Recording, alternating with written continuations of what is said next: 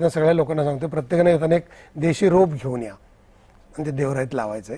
तसंच 26 जानेवारीला आपण हडपसरोवरने काढलेलं झाड होतं ते सातारला लावलं होतं. त्या झाडाचा पण वाढदिवस आपण करतोय 26 जानेवारीला. वा, म्हणजे असं झाडांचे वाढदिवस तुम्ही लक्षात ठेवता. बरं, मला एक ना नेहमी प्रश्न पडतो की आपण बऱ्याच ठिकाणी बघतो की झाडं लावली जातात, पण खरंच त्या झाडांचं संवर्धन होतं का हा प्रश्न कायम पडलेला असतो. कारण ते संवर्धन एक 15 दिवस होईल, 20 दिवस, महिना, 2 महिने, पण नंतर पुढे काय? म्हणजे तो जो उन्हाळा आहे तो त्याला खरंच पेलवणार आहे का त्याच्या ताकदीला? कारण ते रोपटं असतं, तो पाऊस जो इतका बेसुमार पडतो तो खरंच त्याला पेलवणार आहे का?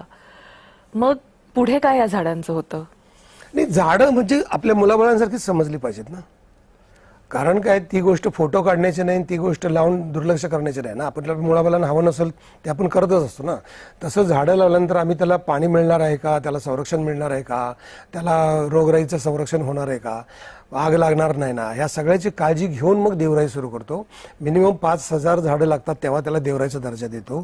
छत्रपती शिवाजी महाराजांचं नाव लावायचं म्हणजे आपल्या त्या इज्जतीनं त्यांना वाढवली पाहिजे अशी सोय करतो आणि मग ती सगळी सोय करतो.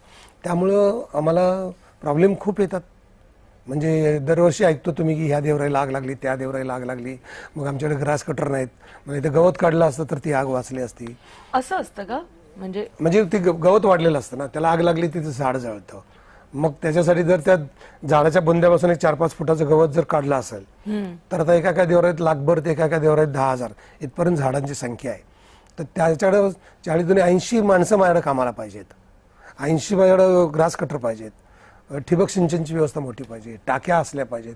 हे सगळं असलं तर ते मोठ्या प्रमाणात करू शकतो आपण. तुम्ही सरकारकडून का नाही सांगत? कारण हे वनक्षेत्राच्या मला वाटतं अधीन येत असेल. सरकारचा सपोर्ट असतो, जागेत तिथले काही अधिकारी सपोर्टेड असतात, काही नसतात. काही अधिकारी